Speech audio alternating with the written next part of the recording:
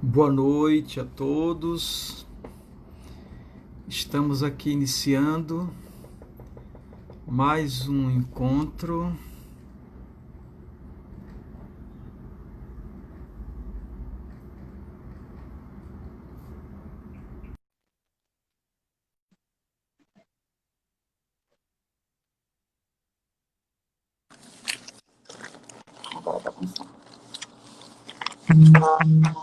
Boa noite, Rosa. Boa noite.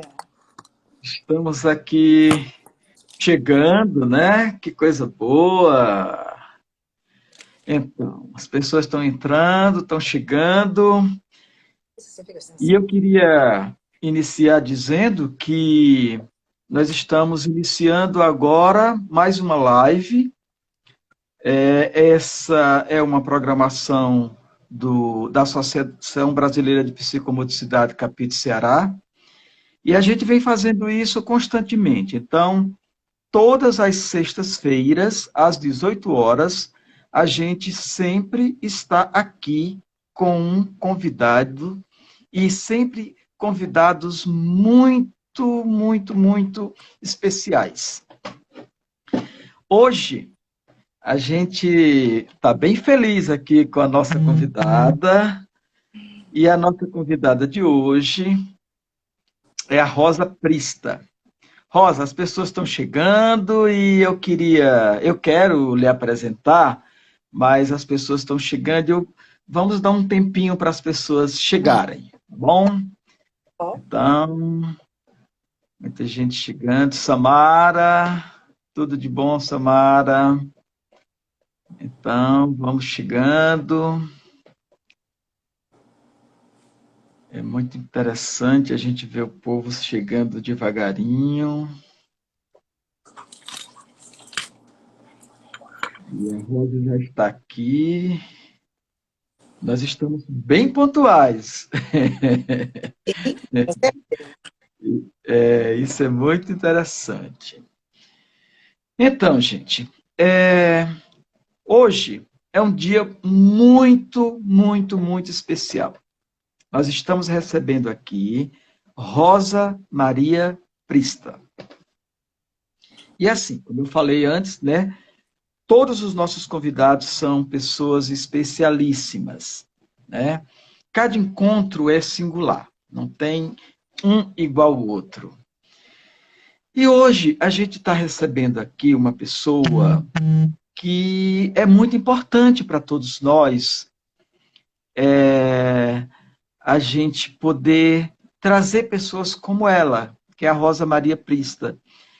A Rosa faz parte da nossa história da psicomotricidade no Ceará. A Rosa Prista, ela foi professora da especialização em psicomotricidade da Unifor, professora da UES. Ela não só trabalhou aqui em Fortaleza, mas no Ceará. Ela também chegou a contribuir com seus saberes na formação em psicomotricidade, no curso de psicomotricidade de especialização no sertão do Inhamuns, na cidade de Itauá. Então, assim, é uma pessoa que tem uma história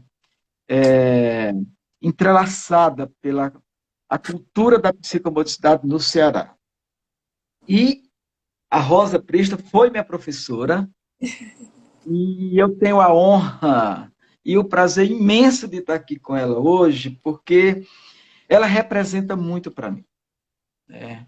Ela representa muito para mim. Ela foi, inclusive, não só a minha professora, mas ela também foi a minha orientadora.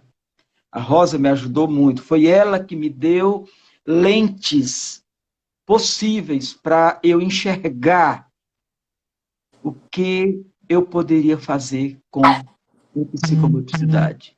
O qual, para mim, isso foi grandiosíssimo para mim, porque hoje eu atuo como psicomotricista. Aliás, eu já saí do curso, já com um pensamento diferenciado, já trabalhando devagarinho, e hoje eu me coloco mesmo como psicomotricista. É um lugar que eu honro por estar nesse lugar, e para mim foi algo construído, e eu quero dizer que tem uma grande contribuição da nossa convidada de hoje, que foi a Rosa Prista. Inclusive, tem um fato muito importante, porque a Rosa, ela não só me orientou com seus saberes, ela também me ajudou muito naquele momento. Ela foi mais do que uma orientadora de conteúdos acadêmicos.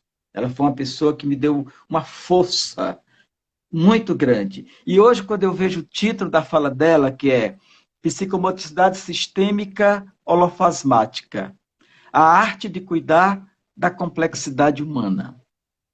E eu acho, Rosa, que você é essa pessoa que cuida bem desse lado humano das pessoas que você convive. Como professora, você não é só uma professora. Você sempre tem algo a mais. Você sempre trouxe. E eu tenho certeza que isso foi para todos os seus alunos. E eu falo de mim, falo da minha experiência. Né? Então, quem é essa pessoa que eu estou falando aqui? Essa pessoa, Rosa Maria Prista, é carioca, né?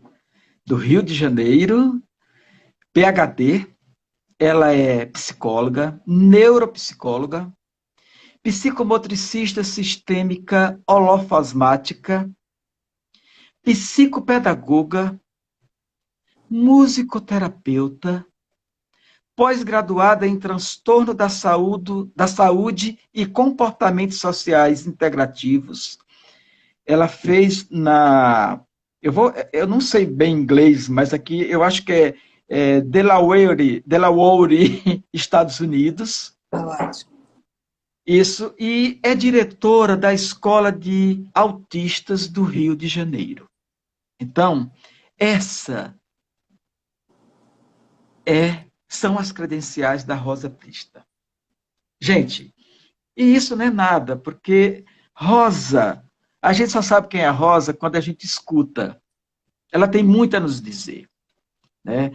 Porque a Rosa, ela não só trabalha, ela não só produz teoria, ela não só produz saberes da profissão teóricos. Rosa é uma pessoa encantadora. Eu gosto muito de você, Rosa. Eu sinto os seus bons afetos sempre me afetaram de forma que me engrandecem. E é um prazer imenso em lhe escutar aqui hoje. E você nos engrandece muito. E eu quero aproveitar, Rosa, para agradecer desde já essa sua generosidade de estar aqui. Eu sei que você é uma pessoa muito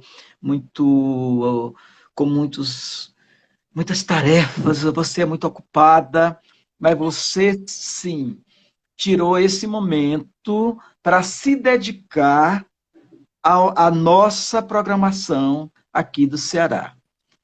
A gente agradece profundamente, as palavras não alcançam esses agradecimentos a você. Então, seja bem-vinda, tá? E agora nós vamos lhe escutar, falando exatamente da psicomotricidade sistêmica holofasmática. E o recorte é a arte de cuidar da complexidade humana. Rosa, agora é com você. Tá bom, vamos lá. Eu vou tentar primeiro não estar tão emocionada, né? Porque eu achei que a live ia ser sobre Rosa Prista, né? Claro, a gente tem um carinho muito grande. Obrigada, pessoal do Ceará. Obrigada, Genivaldo. Obrigada, Samara, pela lembrança. E o meu carinho especial a todos os meus ex-alunos, né? Das universidades. Foi uma experiência incrível. Tauá, então, com aqueles sapos enormes, foi uma experiência que eu nunca mais esqueci, né? A psicomotricidade sistêmica holofasmática, ela é um nome bonito, tem deixado as pessoas engasgadas. Holofasmático? O que é isso? Né? Mas quando eu dei uma live sábado passado, eu deixei claro que não tem como separar o que as pessoas chamam hoje de psicomotricidade sistêmica holofasmática da Rosa Prista. Porque, na verdade, eu desde nova, acho que desde os 7 anos de idade, eu diria que foi o primeiro momento que eu quebrei o primeiro paradigma quando eu disse à Igreja Católica que eu não era católica. Numa época que ninguém podia não ser católico, porque senão você era comunista. e meu pai quase foi preso mesmo por minha causa, né? Apesar de que ele realmente era uma pessoa que batalhava politicamente por esse Brasil. E eu herdei isso, herdei que a gente não se cala frente a coisas que a gente não acredita. E quando a gente não acredita, a gente deve buscar fundamento. Hoje eu busco fundamento científico. Na verdade, quando você fala, Rosa, não tem tempo, tenho sim. Pessoas especiais sempre podem me pedir tempo, que eu vou abrir esse espaço para vocês, né? Agora, quando não estou fazendo algo especial, o meu tempo é dedicado a estudar, é dedicado às minhas 4 ferinhas daqui, as 3 felinas que moram lá na clínica. Meu tempo é dedicado aos meus amigos, aos meus filhos, e seja. Eu adoro a minha vida, adoro as coisas que eu faço. Então, quando a gente fala de psicomodicidade sistêmica holofasmática, eu falo de uma educadora que adora, que ama profundamente a vida. Vou me encurtar, porque a gente tem pouco tempo. Mas no sábado eu contei para as pessoas os 10 episódios de morte. Então, se eu estou viva, mais do que nunca, a minha força propulsora de vida, ela é muito grande. Entre acidentes, entre doenças, etc., eu estou aqui. E eu adoro e digo todo dia lá para cima, olha, aguenta aí que ainda tem muita coisa para fazer, tem muito livro para escrever, tem muito trabalho, esquece de mim aqui embaixo, né? Por mais que eu esteja viva do outro lado, eu não tenho pretensão. Então, a palavra vida, ela sempre fez parte do meu currículo, seja pessoal, como educadora dos piquirruchinhos, porque eu trabalhei desde o pessoal da educação infantil até o mestrado. E eu sempre achei que a educação ela tem que ter algo mais gostoso, algo mais com tesão. E as pessoas estão muito devagar, as pessoas estão muito fazendo as coisas de qualquer maneira, superficialmente. E eu não sou dessa época, ou pelo menos eu acredito que ninguém deveria ser, né? Eu sou aquela pessoa que gosta de fazer as coisas bem feitas, sem nenhum tipo de rigidez, mas eu gosto. Eu não vou falar para você qualquer coisa que eu não tenha aprofundado. Então, minha vida foi entre livros. Eu sou a menina dos livros. Desde que eu era pequenininha, eu ganhava livros. Adoro os livros, adoro comprar livros. E quando eu compro um monte de livro daquele autor, que eu quero que tenha a biblioteca, para ficar claro para outras pessoas depois, né? A Jéssica será minha herdeira, possivelmente, dos meus livros, ela está aqui do meu lado ajudando. Mas eu gosto disso, eu gosto de conhecer a história das pessoas que deixaram alguma coisa construída, né? E eu tento fazer a mesma coisa. É verdade que eu não tenho escrito muitas coisas agora, mas tem muitos livros para sair, está tudo em cima da mesa já. Porque tem muita coisa que eu tenho falado e que isso tudo são materiais que eu gostaria muito de registrar, né? Para que fique, quem quiser, aproveita. Na verdade, a sistêmica sempre foi assim. A gente sempre foi um pouco, não é revolucionário, eu diria meio playboy, ou seja, eu nunca me preocupei muito com protocolos rígidos de ser ou não uma formadora. Eu me tornei uma formadora pela minha própria história de prática profissional. Eu nunca briguei para ter um título, eu sou formadora, eu vou dar curso. Não, pelo contrário. Eu sempre se questionou, e até junto com a colega Silva Carné, por que eu me apropriei desse lugar. Hoje eu me sinto muito capaz de ajudar o outro a avançar. Fico feliz que naquela época que eu fui sua professora, você já sentiu esse tesão para te ajudar. Eu lembro exatamente até hoje as palavrinhas que eu te disse, porque eu acho que todo mundo tem que acreditar no seu potencial, né? E assim, tem uma frase que eu vou repetir para aqueles que já ouviram, que é do Eric Fromm. Eu gosto muito dele quando ele diz que a gente tem a obrigação de dar luz a si mesmo e tornar-se aquilo que potencialmente nós somos. Então, foi em cima disso que toda a minha construção aconteceu. Desde a universidade, que não foi uma universidade superficial, foi bem profunda. Estudei muita coisa legal, meus professores foram ótimos. E a vida foi me proporcionando alguns elos que me tornaram hoje onde eu estou, né? O professor Manuel Sérgio Vieira e Cunha, lá de Portugal, a professora Flaviana Granzotto, de Santa Catarina, que me trouxe a Frenê na minha bagagem. Agora, tem uma coisa que eu tento ensinar a vocês. Nunca perca a oportunidade. Então, mesmo quando eu era professora da rede pública e, de repente, eu não tinha recursos financeiros para ir ao determinado congresso internacional, eu dava um jeito. Então, eu não perco a oportunidade. Se você me convida, eu estou aqui. Porque eu não sei qual é o próximo elo que nós vamos construir. Então, a vida ela é, para mim, exatamente isso. Eu não sou um barco sem âncora. Eu sou um barco com âncora. Quando eu quero, eu jogo a âncora e, literalmente, eu paro o barco. Mas a vida me ensinou que eu devo navegar nas águas, sejam calmas ou profundas, né? E é isso que eu faço ao longo da minha história. Agreguei muitas informações, muitas pessoas. Por isso que a minha formação é vasta, porque quando eu vejo uma área que está me interessando, eu vou lá. Por isso que eu depois caminhei para... Eu sou acupunturista ainda, eu trabalho com floral terapia, hoje eu faço florais que tem a minha marca, eu estou estudando agora a cura quântica. Então, essas coisas que antigamente eram intuitivas, hoje elas fazem parte de um estudo científico sério, né? Então, eu não acredito em medicações, a não ser quando elas são estritamente necessárias. Então, eu sou psicomotricista. Por isso é que eu estudo com profundidade as teorias de desenvolvimento e aprendizagem, para que eu não dê uma ritalina para uma criança desnecessariamente, para que eu não enfie as crianças que têm um quadro psicótico, autista, respiridonas da vida. Eu vou brigar contra isso, mas para que eu possa brigar, eu tenho que provar que há uma prática que pode reorganizar o sujeito, sem precisar dessas medicações. Então, eu tinha que ter um caminho. A floral terapia foi um caminho, a homeopatia é outro caminho, a medicina é outro caminho. Agora, a coisa mais importante, eu sou uma psicomotricista. Então, o psicomotricista que realmente sabe o que é trabalhar com diálogo tônico, não precisa compactuar com medicações. Ele vai trabalhar junto até com o médico, quando for necessário, para que a gente possa amenizar determinadas situações. É claro que uma esquizofrenia, eu preciso de uma medicação, mas eu não preciso tomar o sujeito. Ele precisa continuar a existir para que ele possa encontrar o centro de reorganização. E isso a medicina chinesa nos ensinou há milhares de anos. Nós é que fingimos que esquecemos, porque há um grande mercado de venda de remédios, onde psicólogos, psicomotricistas estão envolvidos, e que, na verdade, eu não estou lidando com o ser humano, eu estou lidando com o meu bolso. Não é que eu não adoro dinheiro, eu amo dinheiro, né? Adoro viajar, e parece que tem que trabalhar para poder viajar o quanto eu gosto, claro, né? Mas eu estou ao lado do ser humano. Então, primeiro, para mim, quando eu falo de cuidar da complexidade humana, eu vou falar desde os anos 70, quando eu era professora. Eu não acredito nessa coisa de corpo, mente, cabeça, ombro, joelho e pé, joelho e pé. Isso é uma brincadeira, é uma musiquinha, mas isso não é psicomotricidade quando se torna automatizado, né? Quando hoje virou moda todo mundo ser TDAH, eu vou lá e brigo. Porque dentro dessas milhares de pessoas com TDAH, eu tenho superdotados, eu tenho pessoas com transtornos psicóticos, e as pessoas não sabem mais avaliar quem é um ser inteligente. Um ser inteligente, ele tem vários problemas emocionais quando ele não encontra o apoio na escola ou encontra o apoio familiar. Então, quando a gente tem uma família que rapidamente dá o remédio, ela não está cuidando do filho. Quando eu tenho um professor que, em vez de estar lá com aquela arte linda de educar, tentando criar estratégia para aquele aluno avançar com ela, ela manda a mãe procurar o médico. Ou então ela fala assim, ó, é melhor procurar para dar ritalina. E desculpa, eu não concordo com essas coisas. Eu sou rasaprista. Por isso que alguns me amam muito, mas outros me odeiam. Porque quando eu começo a colocar isso, muitas das pessoas sabem que eu estou falando que é por aí mesmo. Que as pessoas acreditam nisso. Mas eu vou lá, né? Por isso é que eu Talvez comecei... a Ritalina, Rosa, Oi? seja uma forma de facilitar a vida de todos, inclusive de quem trabalha com essas crianças, professores, pais.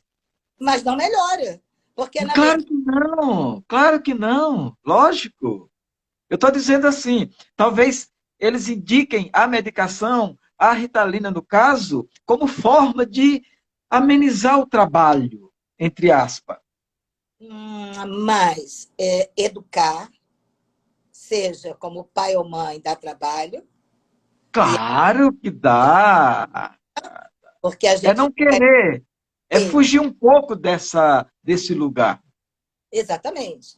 E educar, para mim, nunca foi uma tarefa penosa, por mais que eu saiba das condições públicas, eu fui professora de escola de pública, péssimas que a gente enfrenta, estar na sala de aula tinha que ser sempre divertido para mim. Eu saía descabelada, suja, mas eu tinha que me divertir com os meus alunos, porque senão eu também saía mal.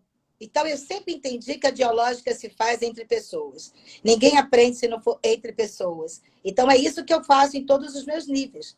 Eu tento escutar a pessoa, por mais agitada que vocês sabem que eu sou, eu paro para ouvir, eu penso sobre, vou criando estratégias e depois eu vou lá e trabalho com. Né?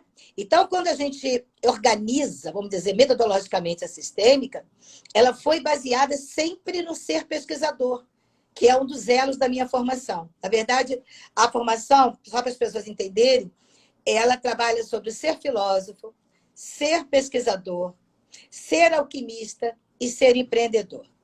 São 4 grupos de estudos que vai começar com esse nascimento seu, onde você precisa descobrir aquilo que você é, desconstruir essas amarras sociais que dizem que você é isso e você não é, né? Romper com os mandatos familiares para que você descubra o que você quer trazer com você, o que você não quer trazer com você. Mas isso com muito cuidado, por isso que eu falo da arte de cuidar. Não é chegar no fim de semana e tacar você fazer um relaxamento, você vai se queimar, vai se perder no fogo e largar você depois. Eu não acredito nisso. Meu trabalho ele é feito todo por ponderação. A cada alvo, tem que ter um retorno, tem que ter um certo fechamento, nunca digo fechamento, que a gente nunca fecha, mas um certo fechamento, leituras coerentes, para a gente poder fazer o segundo estágio e ir devagarzinho, porque as pessoas, num desenho, podem explodir. E a gente está lá. Não precisa fazer uma vivência profunda. Você faz, basta apenas um desenho da mamãe e a gente pode se debulhar em lágrimas. Então, eu tenho um cuidado muito grande com esse oba-oba hoje, que a gente passa um fim de semana em algum lugar e todo mundo sai maravilhado, todo mundo ganha 1 milhão, todo mundo acabou os traumas. Não que eu não acredite que um bom Parece uma mágica, né? é mágico. É mágico. Nem o segredo é mágico. Porque o segredo tem que ir lá na física quântica para você entender com profundidade o que diz o segredo, né? Mas as pessoas parecem que estão tão desesperadas e tão perdidas de se olhar que elas acabam acreditando em tudo que vendem. E isso é muito perigoso. Porque foi assim que a gente teve o Holocausto, né? Esses interesses acabam dividindo pessoas e dividindo guetos. Sou melhor que você, eu não gosto disso. Não, a gente tem que aprender a ser humano. O humano lida com tudo. Lida com o negro, lida com o católico, lida com o pessoal lá da Umbanda. Não importa.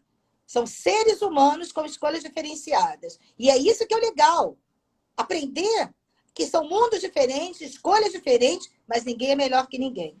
Então, esse é um outro ponto fundamental para mim no meu curso. Quando a gente vai trabalhar as bases socioantropológicas da saúde. Eu preciso conhecer as culturas para que eu possa respeitar as pessoas.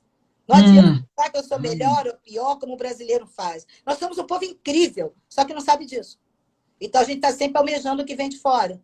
Eu adoro os meus companheiros de fora, mas eu sempre, desde que eu tenho 18 anos, eu sempre briguei por um Brasil que tem tudo para ser o melhor país e a gente deixa para lá, né? Então, se meu nome Prista aparece, e ela é Prista, e inclusive em Fortaleza é muito comum, cadê a Prista? Né? A gente não tem que se preocupar com isso, a gente tem que se preocupar com o que é feito, com o que é construído. É igual quando a gente fala eu te amo é vazio, mas a gente tem que ver se aquela pessoa te ama pelos atos dela.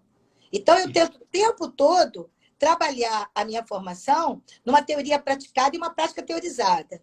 Não quero ninguém estando numa grande catarse pura, não quero ninguém só intelectualizando, eu não quero ninguém, obviamente, estando emocionalmente, mas quando eu percebo que as pessoas estão ali para uma construção e melhorar-se pessoalmente e profissionalmente, o trabalho vai embora. Porque aí a pessoa mergulha nela, ela vem mais forte, e aí ela começa a olhar para fora. Aí a gente começa a trabalhar um bloco enorme, que é o bloco da filosofia.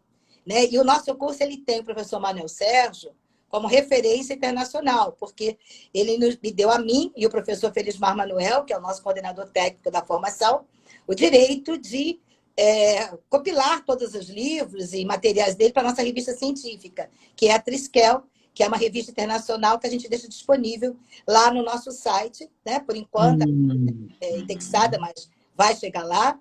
Então, a gente coloca a obra dele, a gente coloca as pesquisas em psicomodicidade, porque o que a gente está o tempo todo fazendo é produzindo profissionais que sabem me dizer por que a psicomodicidade é importante, independente da sistêmica holofasmática. Agora, os meus alunos vão trabalhar dentro dos enquadres teóricos, é claro, que a gente foi estipulando para organizar a metodologia holofasmática, que é exatamente a gente tecer a compreensão do fenômeno psicomotor num grande tecido da complexidade. Não adianta você vir com causa e efeito, corpo-mente, nada disso. Eu trabalho em compreensão, eu trabalho com corporeidade, eu não tenho pacientes, eu tenho clientes Eu tenho sujeitos ativos intencionalmente. E isso não é só da boca para fora. É você resgatar pessoas que chegam completamente anuladas para que elas enxerguem essa luz que elas têm e elas possam, a partir dali, começar a buscar, pelo seu próprio movimento, aquilo que vai reorganizar a sua própria história. Então, esse é um trabalho que eu faço com os meus alunos, para que eles possam, ao sentir isso no seu próprio tecido existencial, ele possa passar isso para o trabalho naturalmente dele. Né? Então, por isso que a gente hoje chama psicomodicidade sistêmica holofasmática. Primeiro que a gente vive num mundo hoje que todo mundo copia tudo. Então, a psicomodicidade sistêmica, ela surgiu nos anos 70 para dizer que eu não trabalho com linha para cobrir, eu não trabalho com circuito. Isso, para mim, não é psicomodicidade. Isso é adestramento motor. Então, não é isso psicomodicidade. Então, na época, eu botei psicomodicidade sistêmica para dizer, bem linkado aos estudos do Capra, de que todas as dimensões estão entrelaçadas. Aí passou alguns anos, alguém começou a usar o meu nome, psicossistêmica, de uma maneira muito feia. Né? Eu digo feia porque quando a pessoa copia o outro, ela está mostrando a incapacidade dela de ser. Eu sei que essas pessoas acabam se esgotando, mas eu acho muito feio. Então, ética é uma coisa para mim que eu não abro mão na nossa formação. Né? Vamos aprender a descobrir que todos nós criamos. Podem ver o que a professora faz, mas cria o seu. Não é que você bota psicosistêmica holofasmática 2. Mas você tem que criar o seu para você acreditar que você está construindo. Né? E aí o professor Felismar, no ano passado, no final do ano passado, quando a gente começou a organizar já o glossário da psicossistêmica, que a gente começou a colocar os termos que nós usamos, ele me chamou a atenção que a gente deveria tirar o hologramático, que hologramático está muito linkado à quantificação, era um termo que eu estava usando bastante, para o holofasmático, porque isso significa uma compreensão da totalidade de forma qualitativa. Tá? Então, foi por isso que a gente botou esse nome grande, que ninguém mais vai esquecer, né? Porque está ligado a Rosa Prista e Felismar Manuel. Agora, eu não posso deixar de citar aqui que toda essa construção aconteceu por um grande amigo que já não está mais na Terra, que foi o Cidirley de Jesus Barreto. O Cidirley, que foi coordenador de Educação Física da FURB, foi ele que me apresentou o professor Manuel Sérgio. Ele sabia das minhas inquietações, ele disse, vai a Portugal conhecer o homem. Eu falei, mas ele vai me receber assim? E ele me recebeu, leu o meu livro na época, e até hoje nós somos grandes amigos. Né? Tudo que eu penso, a gente continua. Então, não lembrar do Cidirley, que nos dói muito saber que ele não está com a gente aqui no Rio de Janeiro, que era o grande sonho dele, era ter vindo para o Rio no ano passado, mas ele foi embora em 2016, né, num grande infarto na porta da faculdade, como ele sempre foi. Inquieto, estudioso, mas é importante lembrar que tudo isso tem que também compor com o nome dele aqui. Ok? Em 2001, você nos apresentou Manuel Sérgio aqui em Fortaleza. E eu fiquei encantado. Nós não construímos físicos, construímos homens, socialmente, né? Socioantropologicamente falando. O professor Manuel Sérgio, ele, quando criou a motricidade humana, ele foi muito interpretado porque ele queria dar um estatuto epistemológico à educação física. A educação física, ela indiretamente fala de educar físicos. Eu não trabalho com a dimensão só física, né? Então, quando ele fez o estudo de doutorado dele, que era para uma epistemologia da motricidade humana, ou seja, para um conhecimento profundo do que é a motricidade, ele vai refutar esse nome educação física para motricidade humana. Obviamente que o meu curso ele tem uma dimensão enorme, ele banha-se em toda a obra do professor Manuel Sérgio, Ana Feitosa, Eugênia Trigo, que também está produzindo bastante, porque a gente acredita numa visão de homem, que é um sujeito que busca o interior dele para que ele vá buscar intencionalmente algo que o construa. E se alguém se constrói internamente, ele vai buscar naturalmente o outro. Ele vai buscar naturalmente construir para o coletivo. Né? Que é tudo que falta nesse país hoje. Pensar no coletivo. A gente tem muito pensando no eu, né? No eu e no capital. Então, eu preciso pensar no coletivo. Mas só pensa no coletivo de verdade quem está satisfeito internamente. E aí o Manuel Sérgio ia mostrando para a gente que para você se abrir como sujeito, você tem que primeiro ampliar suas linguagens. Ah, mas eu não toco música. Tá bem, mas escuta vários tipos de música. Ah, eu não sei pintar. Tá bom, joga a tinta na tela e vamos embora. Né? Então, isso no curso da gente, isso é pintura. Se você pegar a história da pintura, há vários movimentos, o cara pega o balde de tinta e joga, e é isso. Era exatamente o que nos interessa. É a expressão do sujeito. E eu faço isso nos cursos. Meus alunos, de vez em quando, jogam tinta nos muros. Né? Assim como Eles... Pollock, né? Oi?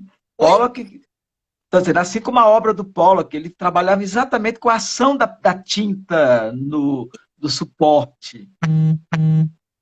Exatamente. E aí a arte, ela adentra o nosso curso para ajudar o sujeito a ser alquímico. O ser alquímico é o cara que trabalha não só o pensamento, mas o sentimento, a intuição e a sensação. Nada melhor do que as linguagens artísticas. Então, nós trabalhamos com as artes, com a palhaçaria, com artes plásticas, teatro, tudo que você possa imaginar. A gente vai estudar a história desses movimentos. Porque, senão, quando uma criança fizer um traço, você vai dizer que ela não sabe desenhar. Não. Um traço é a expressão de um ser. Assim como a coordenação motora não é a coordenação de uma mão, é a coordenação de um ser. Então, é por isso que eu vou mudando a partir dessa visão da fenomenologia e vou dizer que o estudo da psicomotricidade é em cima do fenômeno psicomotor. A imagem corporal ela acaba sendo em microespaço o nosso objetivo. Mas quem estuda isso é o psicomotricista. Não tem ninguém que estude profundamente isso. Né? E aí também, dentro dessa visão, a gente explora muito a reorganização da sua vida. Quando é que você brincou pela última vez? Não é brincar com o filho, não é brincar, é brincar. Quando é que você contou a última piada?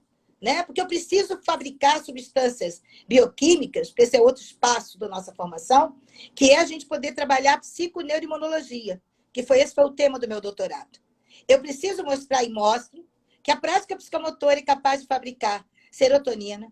Eu consigo mostrar que a gente consegue reequilibrar as catecolaminas, né, que nos ativam, com as serotoninas que nos acalmam. Então, a prática psicomotora não é só brincar. É uma reorganização profunda de um sujeito inteiro. Por isso que a gente trabalha com corporeidade. Muito interessante, Rosa, isso. E muito interessante, Rosa, é esse seu cuidado, assim, estar pensando nessa dimensão do humano mesmo, né? Está olhando para o sujeito humano e suas possibilidades e sua potência de vida. E esses modos que vão afirmar isso nele, do sujeito. Muito bom, Rosa. E não assim, é um olhar amplo. Sim. É olhar para o sujeito numa totalidade, assim, da forma mais aberta possível. Sim. Muito bom isso, muito interessante. Na Eu estou verdade, muito por isso. a comodicidade sistêmica holofasmática, e aí a pandemia foi muito bom, porque eu pude parar em casa, apesar de ter trabalhando mais horas do que antes, porque minhas crianças, todas que estavam em grupo, viraram individuais, né? Agora que a gente está voltando aos grupos, então, assim, amanhã, tarde e noite atendendo, obviamente. Mas, de qualquer maneira, quando a pandemia veio, e o meu olhar é sempre positivo para a vida, eu tentei encontrar aquilo que me fazia feliz. Então, a pandemia ficou lá fora e eu fiquei aqui na minha casa, organizando a minha casa. E não acabei, porque eu tenho tanta coisa que eu não acabei. Não acabei de organizar meus livros, ainda não organizei minhas roupas todas, como eu gostaria. Ainda estou procurando coisas que às vezes eu não acho. É uma viagem atrás da outra, vai ficando tudo na mala. Bom, não é tudo bagunçado não, tá, gente? Minha casa é arrumadinha. Mas, de alguma forma, foi o tempo que eu tive para fazer o que eu nunca tive tempo. A verdade, eu sempre saía de casa às 6 da manhã e voltava às 10. E eu criei 2 filhos assim, estudei, trabalhei, fiz doutorado de madrugada, e eu tive muito orgulho de mim quando essas coisas vão acontecendo, porque ninguém me obrigou. Eu sempre tive companheiros que me apoiaram, isso eu não tenho dúvida, e uma mãe incrível que ficava com meus pequenos quando eu viajava para o exterior. Né? Então, eu sou uma pessoa feliz porque eu tive família e tive companheiros que também foram pessoas que eu escolhi para me ajudar.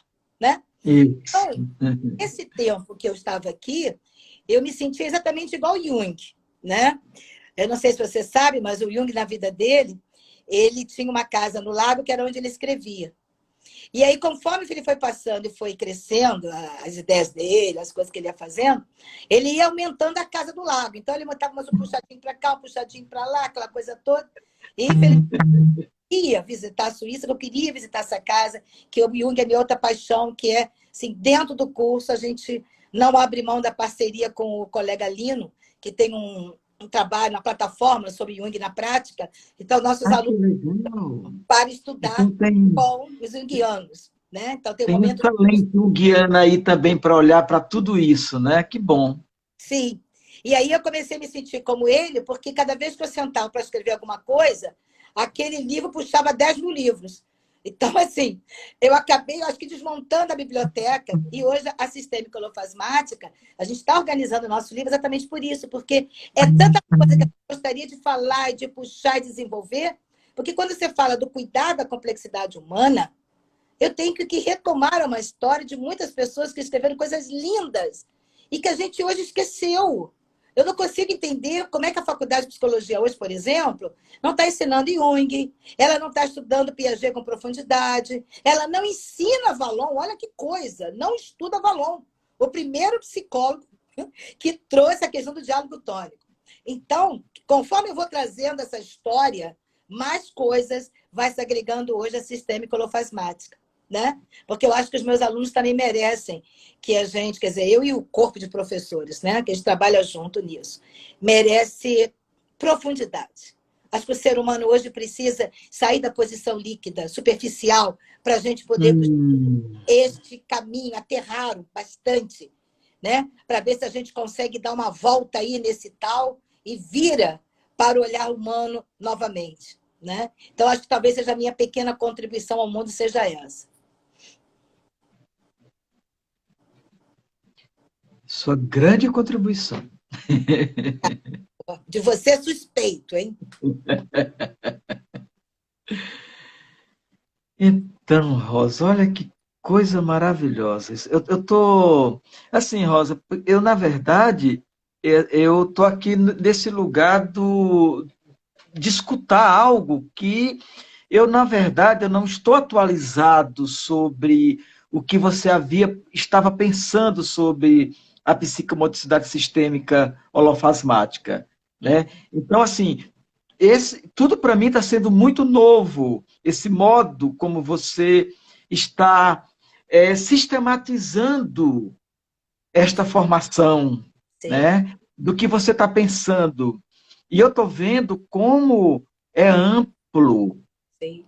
né? Como abarca, não é só na amplitude de quantitativo, como abarca dimensões importantes do humano, Sim. da sensibilidade, dessa dimensão sensível, da arte filosófica. Eu gostei muito quando você fala desses 4 pilares que a formação ela acaba atuando, né? Do filosófico, do pesquisador, né? Do empreendedor e do alquimista. Uhum. Então, assim, se a gente for fazer uma análise do filósofo e pesquisador, empreendedor e alquimista, a gente vê, nossa, isso abarca muita coisa. Sim, sim. E a Abarca gente muito. tentado, obviamente, como o período, né, de formação é um período que também a gente não pode botar 5 anos, porque se pudesse, eu faria uma formação em 5 anos, né? Mas a gente não está vivendo Rosa, no século. uma curiosidade minha, e eu acho que você está falando da formação em psicomotricidade sistêmica holofasmática, e aí eu fiquei curioso mesmo de escutar um pouco como é que é essa formação, quando eu digo como é que é, você já deu você já fez aí, mostrou, assim, já deu notícia de muitas coisas, Uhum. mas eu estou vendo a grande, assim, como é grande esse sistema que você traz aí para tratar de tudo isso. E como é que ela é dada? Como é que ela se realiza hoje? Bom, são 14 meses de formação em aula intensa.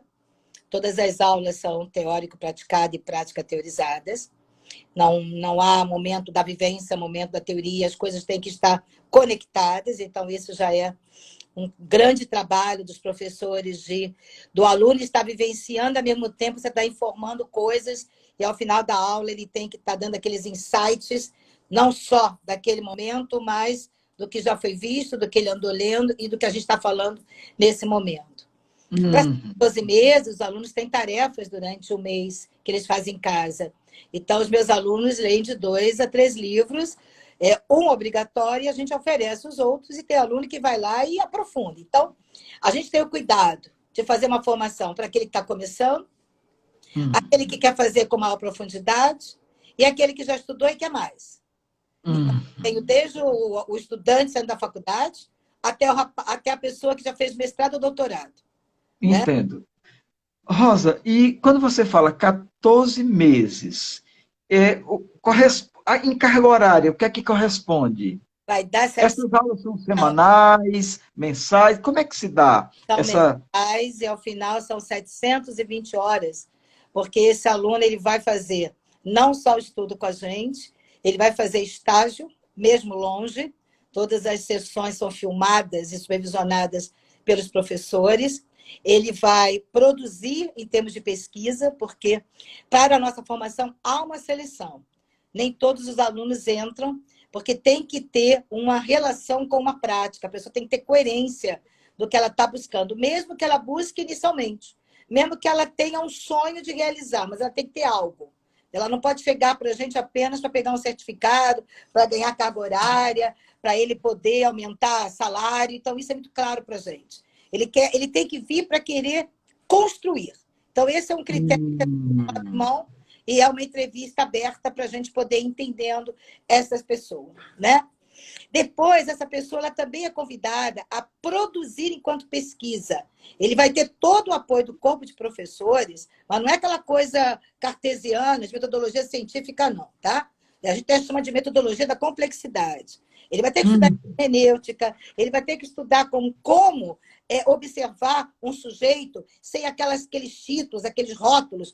Ah, olha, aquela pessoa ali não está andando direito, olha, aquela pessoa não respira direito, olha, aquela pessoa ali, ela precisa ser encaminhada para um fisioterapeuta. Não, não é isso. Você precisa olhar o sujeito dentro da história de vida dele. E aí, é claro que você vai perceber bloqueios, você vai perceber dificuldade, mas esse não é o ponto inicial. Isso são registros de um profissional. Eu preciso entender como aquela pessoa funciona no mundo. Porque se eu não mudar algumas dessas prisões que a gente vai construindo, ou os pais colocam nos filhos, a gente não consegue avançar nesse movimento intencional. Então, uma das coisas muito sérias é quando a gente sai do movimento funcional para o movimento intencional. Por isso que eu considero que eu trabalho com o corpo. Eu trabalho com corporeidade. Com o corpo, através do corpo, no corpo, porque eu sou inteira. Não sou um pedaço. Tá? Eu sou assim, eu gosto trabalha com a corporeidade. Essa é a história da psicomotricidade. A quem estuda a história da psicomotricidade, e a nossa colega Regina Murizou, maravilhosa, ela fez um dos livros que eu publiquei, a história da psicomotricidade, até chegar à psicomotricidade brasileira, que é aquela revista do mosaico da Associação Brasileira de Psicomotricidade. Então, ela vai na história, e aí quem conhece psicomotricidade jamais vai falar corpo-mente, ou vai falar o corpo com a mente, isso não existe. Onde que a gente inventa uma cisão quando exatamente a história da psicomotricidade foi exatamente essa? E mesmo a palavra psicomotricidade, ela é redundante. Porque quando você estuda o que é motricidade, a motricidade ela já é psíquica, relacional, social, porque eu não me refiro a uma motricidade enquanto contração muscular. Eu me refiro a uma motricidade enquanto potência adaptativa. A definição que a gente estuda de motricidade, ela tem exatamente 30 linhas. Só para você ver a profundidade do que nós somos. E que a gente tende a simplificar, porque a gente não tem paciência. Eu tenho. Estudar dá trabalho, pesquisar dá trabalho, mas também o gozo é maravilhoso. É o que eu digo para os alunos. O final é ótimo. Tem orgasmo. Mas tem que acreditar na gente, tem que ter resiliência, que são habilidades emocionais fundamentais para quem é um psicomotricista. Então, a gente não está pedindo nada ali. Eu estou pedindo coisas coerentes para que esta pessoa consiga estar no seu trabalho, seja no esporte, né? Porque quando você fala dessa amplitude, a minha formação é não falar da educação, saúde e esporte. Porque eu trabalhei dentro do clube de futebol como psicomotricista. E acho que precisava ter o psicomotricista esportivo. Não é igual a psicólogo, é diferente. Psicólogo esportivo é uma coisa, o psicomotricista esportivo trabalha outra questão, mas que unidos faz um belíssimo trabalho. Tá? Então, eu acho que a gente tem que estar no hospital. Segunda-feira, nós vamos falar de uma live de uma colega que faz dentro do hospital. Então, o psicomotricista é o cara que tem que estar onde o humano está. Não está só na clínica individual. E eu gostaria muito que a gente tivesse nos locais de gestão, porque é na gestão que a gente muda o sistema. Então, por exemplo, quando eu vou trabalhar com o aluno na questão da psicomotricidade escolar, eu não quero você abrindo uma salinha de psicomotricidade. Eu quero uma gestão escolar, gestão psicomotora na escola. Você tem que ter um padrão. Muito interessante isso. Gostou? Gostei muito, muito, muito. Que é exatamente, é como se você pensasse assim, vamos imaginar, toda escola ela tem um projeto pedagógico, né? Toda escola tem algo maior que rege tudo aquilo. Que esse pensamento, né, estivesse como um pano de fundo. É o tecido holofasmático. É, isso. Abarcando isso. Muito interessante. E a mesma Porque acontece aí nos não hospitais. é só. Eu gostei muito quando você coloca isso, porque dá uma noção de uma ação, tá entendendo? De uma atitude, onde ela é muito maior, ela é interessada a muito mais pessoas do que apenas a um grupinho, ou a uma pessoa, ou aquele em particular, ou um grupinho de psicomotricidade, um grupo aqui. É algo, como você mesmo falou, é algo que constitui este tecido maior mesmo. Aliás, eu que falei isso, você trouxe aí do holofasmático. Isso mesmo, muito interessante, muito coerente, muito coerente. A Isso tudo. mesma coisa acontece com o hospital. Qual é a grande É, dificuldade do hospital? Entra uma pessoa para o hospital e ninguém sabe lá fora o que é. Os níveis de comunicação são completamente quebrados, né? O atendimento das pessoas dirige-se apenas a tentar curar a pandemia do coronavírus, a matar o coronavírus. Eu gostaria que a gente entendesse que saúde não é só curar, é prevenir. E eu não vi nesse país, em momento nenhum, isso. alguém Porque eu sinto muito isso quando você fala, não só para atuar na intervenção de isso. quando há uma necessidade extrema, mas de cuidar para que não chegue a esse lugar, para que não haja essa necessidade. E aí eu vejo, Rosa, assim, você falando disso tudo, da psicomotricidade sistêmica holofasmática, como um modo de pensar as relações Uhum. do humano. Eu nem vou dizer humana, mas do humano Sim. na relação com nas relações, né? É um modo de olhar, é uma lente fantástica, é uma lente muito, muito, muito, muito, muito coerente, muito rica, Bom, muito bom. Eu estou assim, eu não, como eu lhe falei, eu não estava sabendo como era que você estava organizando este pensamento. Mas eu também intuía que tinha coisa muito interessante aí. E que bom que eu estou sabendo agora, eu estou ouvindo agora. E assim, eu estou aqui neste lugar de que não sei, assim, do não saber. Eu não estou sabendo de nada, não sabia de nada de como era que estava. E eu gosto muito de escutar isso e ser afetado pelo novo. Isso é muito importante para mim, né?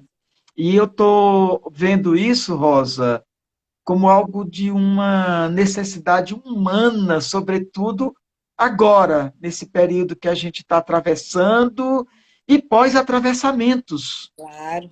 Porque as pessoas vão estar, aliás, elas não vão estar, elas estão num processo de redução de tudo, reduções de afetos, laços sociais reduzidos, tudo muito reduzido, e um olhar, e esse olhar da psicomotricidade sistêmica holofasmática, se colocando como esse tecido agregador de pessoas, isso é um modo de grande nutrição. Assim, sabe? Quando eu digo nutrição, no sentido de nutrir, de dar aquilo que mais se precisa. Uhum. Sou muito junguiana para não nutrir alma. A gente não nutre físico.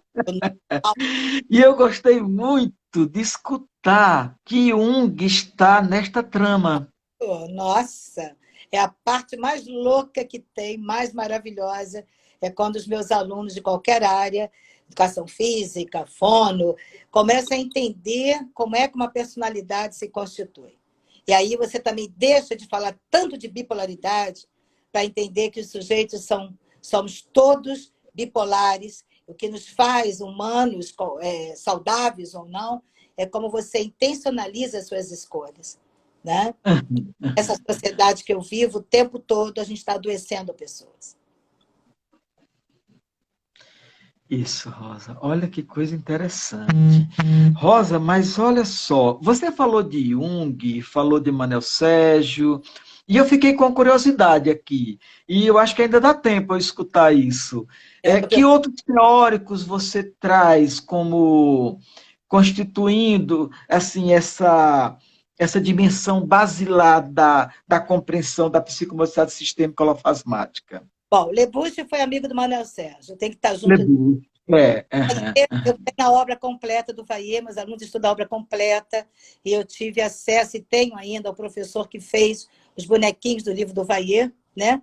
Ele também esteve no Instituto Piaget, junto lá do Manuel Sérgio. Não foi amigo, mas esteve junto, né? A gente vai passar pela psicanálise, a gente vai estudar com profundidade as psicanalistas que nos trazem a psicanálise infantil, de maneira que a gente possa entender... Oi? François Doutor... Melanie Klein. Melanie Klein, claro, muito legal. Freud, claro, tem que sempre começar pelo Freud, mas Melanie Klein, que é a nossa paixão, né, dentro do curso. Eu acho que o Winnicott está dentro daí. O Winnicott também está por aí. Claro. A Aula também, como quarta geração da psicanálise. E aí a gente está conversando com o aluno também tem liberdade de escolher outros, é claro, né? E a gente vai conversando com ele a compreensão, para a gente parar também de chamar todo mundo de autista, né? A gente precisa estudar mais psicanálise para a gente não achar que todo mundo que não fala, que não olha, é autista. Porque isso é um outro quarto bloco de pesquisa que eu faço hoje, por isso que eu fundei um lugar para receber os autistas, para que a gente possa diferenciar o que é um transtorno psicótico e que isso cresce profundamente hoje, pela maneira como a gente vive, e o que é o autista, que é uma alteração bioquímica cerebral. Pelo menos é a minha hipótese mais coerente para mim de entender o autista, né? Todos podem crescer, todos podem se desenvolver, mas um é permanente e o outro não. E esse é um grande perigo que a gente hoje está vivendo. Todo mundo agora sabe diagnosticar autismo, porque o autismo virou um grande mercado de venda de tudo, né? E aí tem um outro bloco sério, que a gente não trabalha Faz família. Muito sentido isso que você fala. Eu não trabalho mãe, eu trabalho família. Família tem pai, tem mãe, tem avó, tem avô. E aí a gente começou a ter um monte de gente falando de constelação familiar, sem o mínimo preparo, mexendo com a cabeça das pessoas, né? E eu acho isso sério, porque quando você mexe com família, você está mexendo com toda uma trama simbólica familiar. Não é qualquer pessoa que pode mexer nisso, né? Então, assim, eu vivo um mundo onde todo mundo agora sabe tudo. Eu gosto que a gente possa estudar. E antes que a gente diga que começou a criar uma coisa nova, é importante que a gente sinalize historicamente de onde você tira tudo isso. Então, eu estudo a profundidade, a psicanálise, desde lá as primeiras. Eu compro todos os livros que eu acho, em francês, em espanhol, porque eu quero ler o livro na original. Eu não quero ler o que falou do autor, quero ler o autor. E depois eu vou ler os colegas que já estão fazendo uma releitura, talvez, sobre a obra da pessoa. Então, esse é o convite que eu faço aos meus alunos, né? E eu te falei que eu ia te fazer uma surpresa. Então, estou lançando em Fortaleza, estou desafiando. Quem quiser, para 2021, eu estarei formando novos psicomotricistas sistêmicos holofasmáticos em Fortaleza. Já Muito bom. Boa notícia! Boa notícia. E também a gente Fortaleza agregará muito bem essa ideia, porque Fortaleza é uma cidade grande e Fortaleza, nós temos aqui em Fortaleza, já temos algumas formações interessantíssimas aqui, muito boas. Fortaleza tem uma história interessante, né? E a tendência é que ela enriqueça mais ainda, né? A a história, novinha. que essa história cresça aqui, né? Estou indo para aí, estou com Muito. saudade do pessoal. Ninguém mandou me chamar. Eu estava quieta aqui no Rio de Janeiro, né? Ah, eu Ah, estava quieto aí, mas a gente pensando em você aqui. o pessoal de Aracaju anda com ciúmes de vocês, mas tudo bem. E Ah, também diga para fazer eles eu que não gente um precisa ter ciúme. né? Olha, Rosa, a gente está ponto, assim, quase encerrando. Eu acho que faltam uns 3 minutinhos, Tá bem. né? Então, eu gostei muito de você dessa notícia, de que em 2021 você está pensando em Pensando iniciar não uma mudar. formação É aí, aqui. com certeza. E eu achei muito interessante isso. Quero lhe dizer, Rosa, que você falou algo que me afetou profundamente. Assim, me deu me provocou algo muito bom em mim, em escutar o que você está trazendo, de como você sistematiza. Porque você é uma pessoa que você é muito criativa. E eu estou gostando muito, sabe? É dessa ideia de você trazer tanta gente, juntar isso e dar um produto. E, claro, um produto que você tem uma noção muito clara daquilo que você está. Com uma coerência muito grande, né? Porque a questão, porque assim, não é só pegou isso e aquilo, não, é algo que eu sinto, que eu acho que todo mundo que ele escutou aqui está com essa sensação da consistência de um, eu não saberia dizer, eu ia falando um produto, mas eu acho que é muito mais do que isso, é de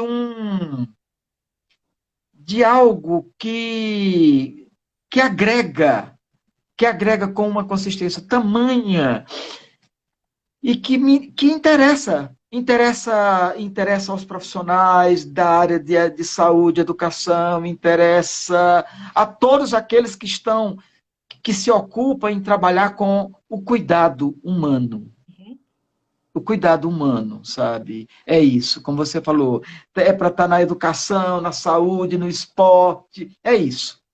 Que coisa maravilhosa. Rosa, eu estou tão satisfeito de ter escutado tudo isso, sabe? E com tanta coerência. Isso me dá uma alegria, porque, assim, uma das coisas que me dá muita alegria é ver coisas interessantes, pensamentos coerentes, as pessoas falando de coisas que nos faz pensar que vê possibilidades, tá entendendo, de mudanças, de coisas novas. E foi isso que você trouxe. A gente está encerrando, a última palavra é sua. Não, eu só quero convidar vocês para vir participar conosco. Quero agradecer o carinho de vocês, agradecer a todos que estão participando, que eu não tenho como visualizar. E aqueles que estiverem disponíveis, é só falar. Ah, tem muita gente aqui falando. Olha, tem uma pessoa que disse uma coisa interessante. Quanto mais eu escuto sobre a psicomodicidade, mais encantada fico. Que interessante isso. E provoca esse encantamento. E esse encantamento provoca uma sensação de expansão. E expansão leva para a vida, né, Rosa? Com certeza. Olha, muita gente falando aqui, excelente live. Olha que bacana. E é muito bom. Rosa, enquanto você falava, as pessoas falaram muita coisa aqui. Eu não quis interferir, como a Samara está aqui dizendo. Foi lindo. E realmente, Rosa, você trouxe uma fala extremamente afetiva, humana, sabe? Poética, criativa. Assim, a sua teoria, assim, do que você traz, do que você fala, tem uma coerência tão grande e ao mesmo tempo é tão e é artístico, e é científico.